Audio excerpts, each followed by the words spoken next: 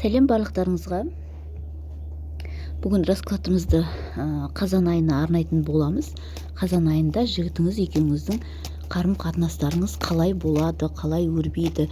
Жалпы жігіт қазан айында қандай активно болады, немесе қарым-қатынастарыңызда үзілу болады ма, жоқ әлде ары қарата романтикалық кездесулер болады ма, соны көретін боламыз. Бірінші дәстүрге сай сізді және жігітті тауып алайық. Өзіңізді ойлаңыз және жігітіңізді ойлаңыз. Есімдеріңізді айтсаңыздар да болады. Комментарияға жаза кетсеңіздер де болады. Жігіт шықты бұл жерде, император ретінде шығып тұр, бұл жерде өзіне сенімді ер азамат ретінде шығып тұр. Енді сіз өзіңізді де ойлаңыз, туылған жылыңызды іштей айтыңыз.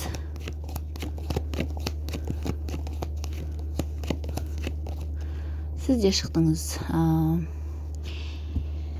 Енді бірінші жігітті айта кетейін.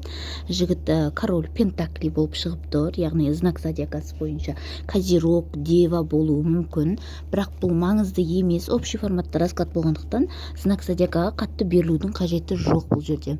Сосын бұл жерде ер азамат, үйленген ер азамат болуы мүмкін, немесе үйленген болмаса да жәндегі бір отбасын асырауды өзінің мойнына алған, белгілі бір бизнесі бар, белгілі бір жәндегі жауапкершілігі мойнында бар, сондай ер азамат ретінде шығып тұр. Және де бұл әке болуы да мүмкін, өйткені император болып шығып тұр. Сосын қазіргі сәтте бұл ер азамат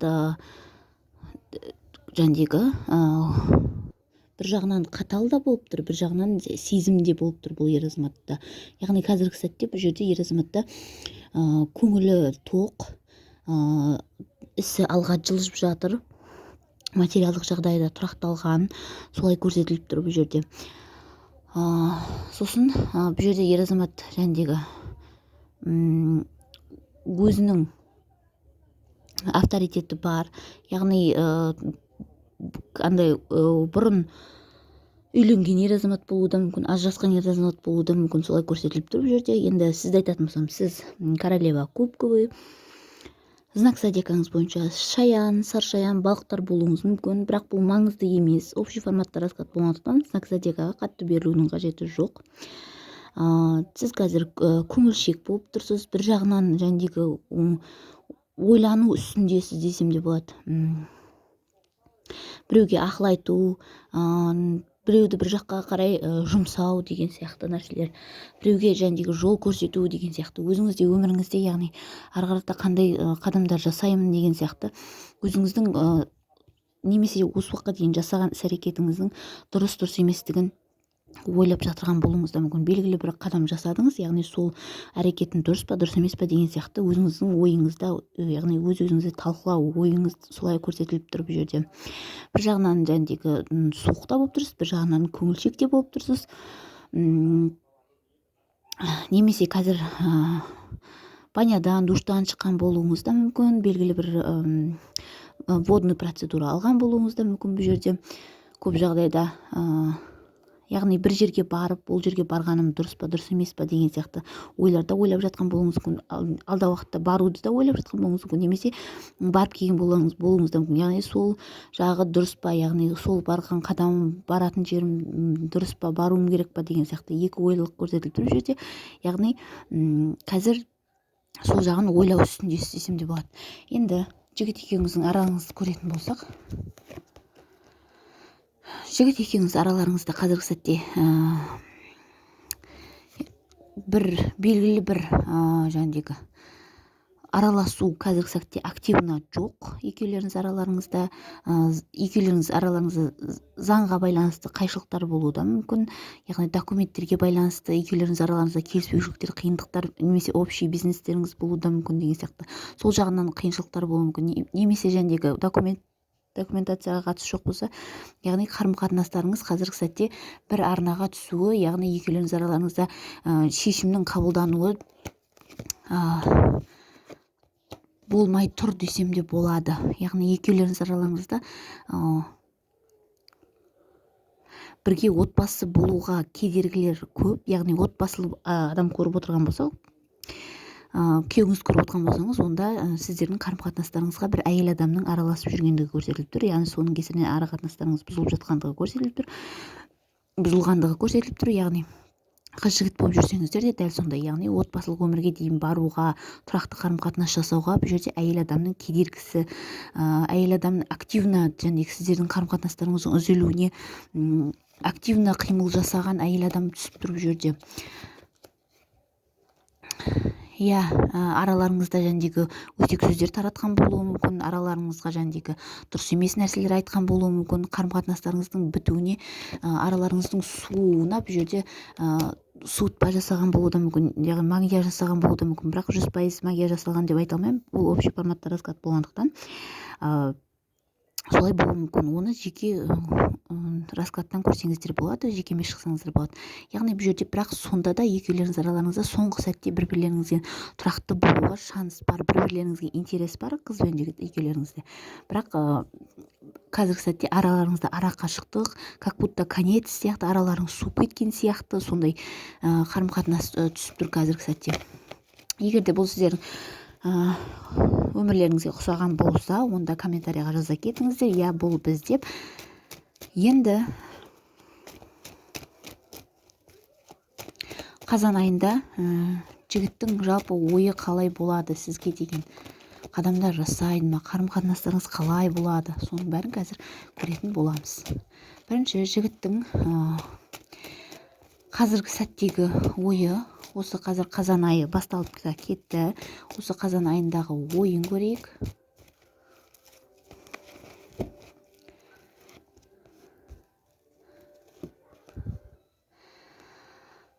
Яғни ойы сізді ойламауға тырысып жүр қазіргі сәтте.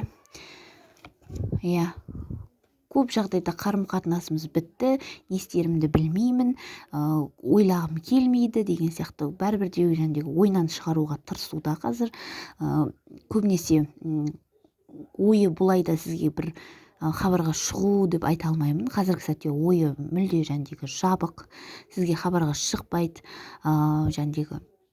өз-өзін ұстап тұр десем де болады. Ойламауға тырысып жатыр бұл жерде ер азамат. Не себепті екенін көрейік.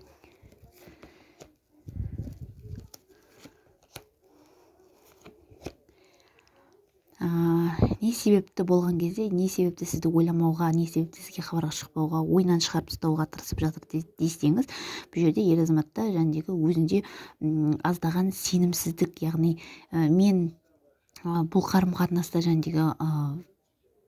мен ер азаматпын ба, шешім қабылдайтын бұл жерде менмін деген сияқты.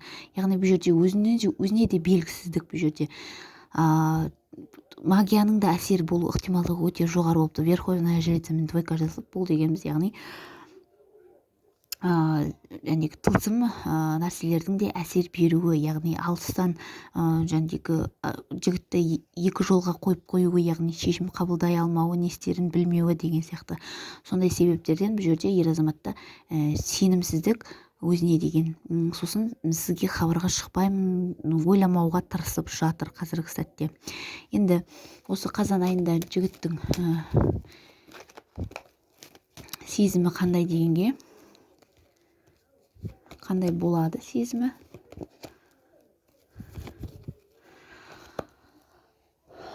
Сізбен бұл жерде сезімінде өшіруге тырысып жатыр. Сізді вообще ойынан алып тастауға тырысып жатыр. Сезімінде өшіруге тырысып жатыр. Бірақтан да бұл ер азаматқа сізбен қарым-қатынасын все конец қылуға қиын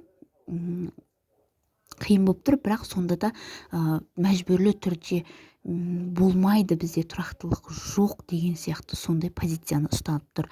Бұл жерде сіздерге қыздар көрсетіп тұрғанын айтайын, яғни өтіріктен бәрі жақсы болады, кездесу анау-мынау болады деп айтпай қояйын, яғни көрініп тұрған нәрсені айтуым керек. Бұл жерде ер азаматты вообще көңілі сізден суып бара жатыр, ойламауға тырысып жатыр, сезімі де өшіп жатыр бұл жерде ер азаматтың.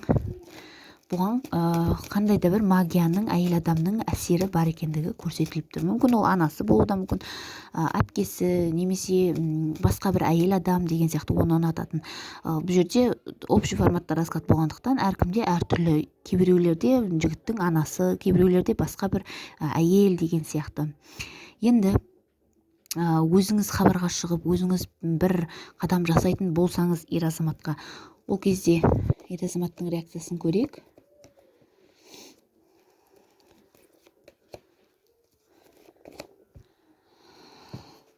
Ой, қыздар, бұл жерде де ер азамат екі ойлылық болып тұр. Двойка пентакли көріп тұрғандарыңызда екі жақтылық. Бұл жерде паж кубковый мен паж мечей шығып тұр. Яғни қарап отырсаңыздар, суретте де өздеріңіз көріп отырғандай мінекей. Бұл жерде біресе я деп сізге жәндегі былай взаимный отношение жасаған сияқты болғанымен, бір жағынан сізге жәндегі ашулы, бір жағынан сізге қарсылықта жоқ, қарым-қатынас жалғаспайды деген сияқты. Біресе жалғасады, біресе жалғаспайды. Яғни ер азамат шешім қабылдай алмай, өзі жәндегі білмеушілік бұл жерде ер азамат жақтан екі жақтылық болатындығы көрсетіліп тұр. Ер азамат біресе суық болады, біресе жәндегі сезімі бар болып сөйлеп қалады, біресе қатты болып қалады деген сияқты. Екі жақтылықты көрсетіліп тұр көріп тұрғаныңыздай. Сонда да бұл жерде ер азамат сіздің жасаған жәндегі қадамыңызды бағаламайды. Бұл жерде қарап отырған жоқ, яғни сіз сыйлап тұрған бокалды бұл жерде ер азамат мүлде қарап тұрған жоқ. Екі қолын бір-біріне айқастырып алған өздеріңіз көріп отырғандай. Бұл жерде ер азамат сіздің жәндегі бірінші қадам жасағаныңызды қабылдамайтындығы көрсетіліп тұр. Бұл жерде қазан айында қарым-қатынастарыңыз өте керемет, жәндегі күшті болады деп айта алмаймын. Сонда да қазан айында екеулеріңіз араларыңызда кездесу болады ма, бір-бірлеріңізді бетпе-бет көру болады ма, соны көре кетейік. Тым болмағанда кездесу болады ма?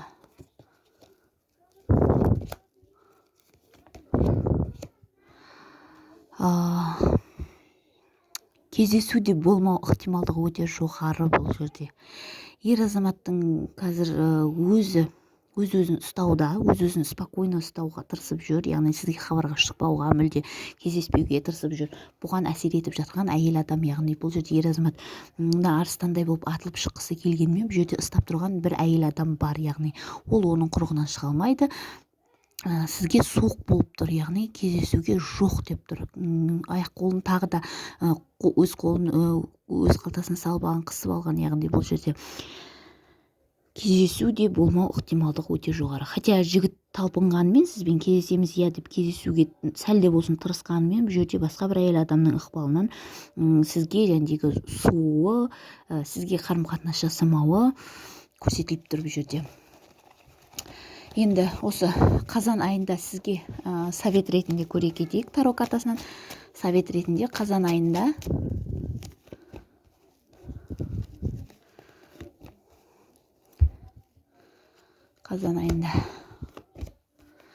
бұл жерде сізге совет ретінде конец болған нәрсені, яғни өміріңізде аяқталған нәрсені қабылдай біліңіз дегенді көрсетіліп тұр. Бұл жерде сіз шығып тұрсыз және мынау жаңа өмірге деген интерес, яғни өзіңізді басқа жаққа қарай бағыттаңыз. Біткен конец нәрсені жәндегі жіберіңіз.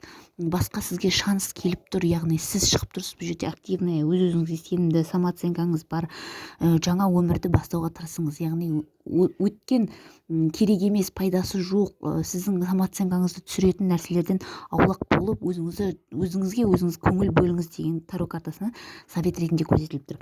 Менімен бірге болғандарыңызға рахмет. Ұнаса лайк басыңыздар, комментарий жазыңыздар. Жеке карта аштырғыларыңыз келсе, WhatsApp номеріме жазсаңыздар болады.